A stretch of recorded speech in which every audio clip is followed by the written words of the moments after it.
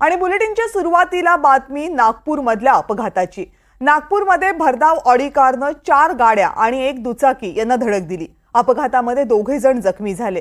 सुरुवातीला या अपघाताबद्दल अनेक गोष्टी लपवण्यात आल्या, पण आता मात्र अपघात करणारी गाडी ही भाजपचे प्रदेशाध्यक्ष चंद्रशेखर बावनकुळे यांच्या मुलाची असल्याची आणि या गाडीमध्ये अपघाताच्या वेळी बावनकुळेंचा मुलगा संकेत बावनकुळे उपस्थित असल्याचं पोलिसांनी सांगितलंय। यानंतर राजकारण जोरात सुरू झाले।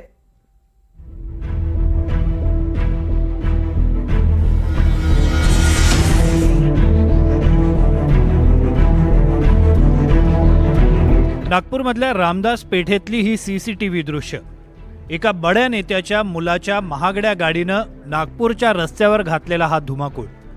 पांढऱ्या रंगाची एक ऑडी कार भरधाव वेगात येते आणि पुढच्या कारला जोरदार धडक देते। कारचा वेग होता ताशी 150 किलोमीटर।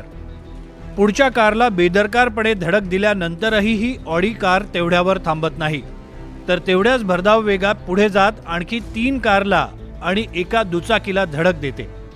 या अपघातात दुचाकीवरचे 2 जखमी झालेत। सुरुवातीला या अपघाताबद्दल बरीच लपवाछपवी झाली, मात्र आता अखेर पोलिसांनी स्पष्ट केलंय की ती कार संकेत बावनकुळे याची आहे। अपघात घडला तेव्हा संकेत गाडीमध्येच होता। संकेत बावनकुळे हा भाजपचे प्रदेशाध्यक्ष चंद्रशेखर बावनकुळे यांचा मुलगा। 28 वर्षांचा संकेत भारतीय जनता युवा मोर्चाचा नागपूर ग्रामीणचा सरचिटणीस आहे। जितेंद्र सोनकांबळे हे ऑफिसचे कामकाज पूर्ण करून घरी निघाले होते। त्या अनुषंगाने मागून एका पांढऱ्या कलरच्या ऑडी गाडीने धडक दिली होती। त्याच्या अनुषंगाने ते गाडीची आम्ही चौकशी केल्यानंतर ती गाडी हे संकेत बावनकुळे यांच्या नावावर असल्याचे निष्पन्न झालेलं होतं।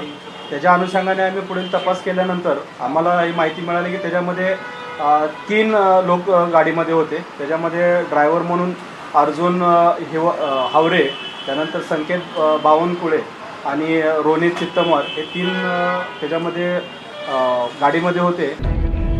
आता नेमका घटनाक्रम काय घडला ते समजून घेऊया। रविवारी रात्री 12:30च्या सुमाराला तिघे मित्र धरमपेठच्या हॉटेलमध्ये जेवण करून निघाले। गाडी सिव्हिल इंजिनियर कॉन्ट्रॅक्टर मित्र अर्जुन हावरे चालवत होता। त्याचा मित्र संकेत बावनकुळे ड्रायव्हिंग सीटच्या बाजूला बसला होता, तर आणखी एक मित्र रोनित चिंतनवार गाडीत मागे बसला होता। रामदास पेठ भागात आल्यानंतर भरधाव वेगात असलेल्या ऑडी कारनं 3 कार आणि एका दुचाकीला धडक दिली। अपघात स्थळावरून गाडी भरधाव वेगात पुढे नेण्यात आली। गाडी जेव्हा मानकापूर फ्लायओव्हर जवळ पोहोचली तेव्हा गाडीचा वेग होता ताशी तब्बल 150 किलोमीटर। मानकापूरमध्ये याच ऑडीनं आणखी एका कारला धडक दिली। तिथे स्थानिकांनी ड्रायव्हिंग करणाऱ्या अर्जुन हावरे आणि रोनित चिंतनवारला मारहाण केली। त्यावेळी संकेत बावनकुळे पळून जाण्यात यशस्वी ठरला। त्याच्यामध्ये ते कुठून येत होते त्या संदर्भात आपण सीसीटीव्ही फुटेज हे करतो। ते एका ठिकाणी हॉटेलमधून जेवण करून निघाले होते आणि त्याच्या अनुषंगाने जेवण झाल्यानंतर घरी जात असताना हा अपघात झालेला। ह्याच्यामध्ये प्रायमरी जे नशेखाली होता ह्याच्या संदर्भात डॉक्टरने पॉझिटिव्ह रिपोर्ट दिलेला आहे। त्यांचा ब्लड सॅम्पल पण आपण पाठवलेला आहे। त्याच्यामध्ये जे आपल्याला रात्री जे 2 जण मिळून आले, ज्यांना लोकांनी पकडलं होतं, काय मारहाण झालेली होती, त्या दोघांचं आपण मेडिकल केलं होतं। त्याच्या अनुषंगाने ते दोघांच्याही मेडिकलमध्ये डॉक्टरांनी मद्यप्राशन केलं असल्याबाबत यस म्हणून अहवाल दिले। धक्कादायक म्हणजे ड्रायव्हिंग करणारा अर्जुन हावरे दारू पिऊन गाडी चालवत होता। अर्जुन आणि त्याचा मित्र रोनित दोघांनीही दारू प्यायल्याचं समोर आलंय। संकेत बावनकुळे पळून गेल्यानं त्याची मेडिकल टेस्ट करण्यात आली नाही। आणखी धक्कादायक म्हणजे गाडीला नंबर प्लेटच नव्हती। या सगळ्यामुळे विरोधकांनी भाजपची कोंडी करत आरोपांच्या फैरी झाडलेल्या आहेत। गाडीचे मालक जर बावनकुळ्यांचे चिरंजीव का बावनकुळे आहेत, मग FIR मध्ये नाव का नाही? गाडीची मालकी तुमच्याकडे आहे, गाडी कोण चालवत होतं? ड्रायव्हरची अदलाबदली झाली, स्वतः गाडी चालवत होते महाशय शहजादे युवराज, पण अपघात झाल्यावर ड्रायव्हरला बसवला आणि ड्रायव्हरचं नाव घेतलं। म्हणजे ही जी रंगसफेदी चाललेली आहे, हा या राज्यातला कायदा आहे? फडणवीसजी, आपण गृहमंत्री आहेत ना, आपण शपथ घेतलेली आहे संविधानाची की मी सगळ्यांशी समान न्यायानं वागेन म्हणून। पण या राज्यामध्ये गरिबांना सामान्यांना एक न्याय आणि तुमच्या पक्षातल्या मोठ्या लोकांच्या मुलांना बाळांना त्यांना वेगळा न्याय। गाडीने मद्यधुंद अवस्थेमध्ये ज्या पद्धतीने एक धुडगूस घातला, त्यात कुणाचाही जीव जाऊ शकला असता. ज्या गाड्यांना ठोकलं त्या गाड्यांमध्ये असणारे लोक आणि इतर नागरिकांनी एकत्रित येऊन या ऑडीमधल्या दोघांना खाली उतरत भरपूर चोप दिला आणि त्यांना नजीकच्या पोलीस स्टेशनला नेलं. पोलिसांनी अर्थातच नेत्याचा मुलगा आहे म्हटल्यावर कंप्लेन लिहून घ्यायला टाळाटाळ केली. मात्र प्रचंड गदारोळ झाल्यानंतर पहाटे 4:30 वाजता ही तक्रार झाली. पण या तक्रारीमध्ये गाडीचा नंबर अजिबात नमूद केला गेला नाही. हे फार विशेष आहे की गाडीचा नंबरच आला नाही FIR मध्ये. कोई ड्राइवर शराब पीकर गाड़ी चलाता है तो मालिक बाजू में बैठकर रहेगा क्या? और ड्राइवर के शराब पिए वाले गाड़ी शराब पीने वाले ड्राइवर के हाथ में देगा क्या? अगर ड्राइवर ने इंसिडेंस किया है तो नंबर प्लेट क्यों निकाला? नंबर प्लेट बाहर निकालने की जरूरत क्या थी? गाड़ी से छुपाने की जरूरत क्या थी? मामले को रफा दफा करने की जरूरत क्या थी? इसका मतलब यही है कि गाड़ी का मालक आरोपी दिखता है, उसको बचाने की कोशिश हुई थी.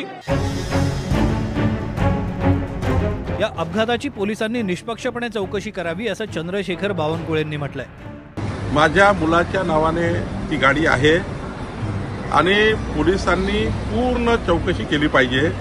कोणालाही वेगळा न्याय लावू नये आणि पोलीस इन्क्वायरीमध्ये जे दोषी असतील त्यावर ती कारवाई केली पाहिजे. मी कुठल्याही पोलीस यंत्रणेची आता बोललो नाही. त्यांना जे आढळेल CCTVमध्ये किंवा जे काही त्याच्यामध्ये गुन्हा दाखल होईल तो सर्वांसाठी न्यायासारखा असला पाहिजे. कोणी राजकारणाचा असो कोणी असो, पण मला जे वाटतं पोलिसांनी पूर्ण इन्क्वायरी केली पाहिजे, CCTV सर्व्हेलन्स तपासले पाहिजे आणि योग्य कारवाई केली पाहिजे. सुदैवाने या अपघातामध्ये परमेश्वरच्या कृपेने कुणालाही त्या ठिकाणी जीवितहानी किंवा काही झाली नाही. और उसमें FIR भी पुलिस ने दाखिल किया हुआ है. उसके सारे तथ्य भी पुलिस ने सामने लाए हुए हैं. अब जिस प्रकार से उसके ऊपर राजनीति की जा रही है, मुझे लगता है वो गलत है. इस प्रकार से बावनकुळे जी को टारगेट करने का विचार रखते हुए उसके ऊपर राजनीति करना ये ठीक नहीं है. न्याय हा सगळ्यांना सारखा हवा असं बावनकुळे म्हणत असले तरी या अपघातानं अनेक प्रश्न उपस्थित केले. गाडीला नंबर प्लेट का नव्हती? ती लपवली, अपघातानंतर काढली का लावण्यातच आली नव्हती? गाडी कोणाची आहे हे सांगायला पोलिसांनी एवढा वेळ का लावला? FIR दाखल करायला पहाट का झाली? FIR मध्ये वाहन मालकाचं नाव आणि नोंदणी क्रमांक का नव्हता? संकेत बावनकुळे पसार कसा झाला आणि त्याची वैद्यकीय तपासणी का झाली नाही? सगळ्यात महत्त्वाचं म्हणजे अर्जुन हावरेनं दारू प्यायलीये हे माहीत असताना देखील संकेत बावनकुळेनं त्याला गाडी चालवूच कशी दिली? राजकीय नेत्यांच्या मुलांना वेगळा न्याय का? या अपघात प्रकरणी तिघांची चौकशी झाल्यानंतर ड्रायव्हिंग करणाऱ्या अर्जुनला जामिनावर सोडून देण्यात आलाय. पुण्यातल्या पोर्शे कार अपघातानंतर अख्खा महाराष्ट्र हादरला होता. ड्रंक अँड ड्राईव्हवरून बरंच राजकारण झालं. असं असताना राजकीय नेत्यांचीच मुलं त्यातून धडा घेत नाहीत आणि रस्त्यावरचा बेदरकारपणा सुरूच ठेवतात. हे प्रचंड धक्कादायक आहे.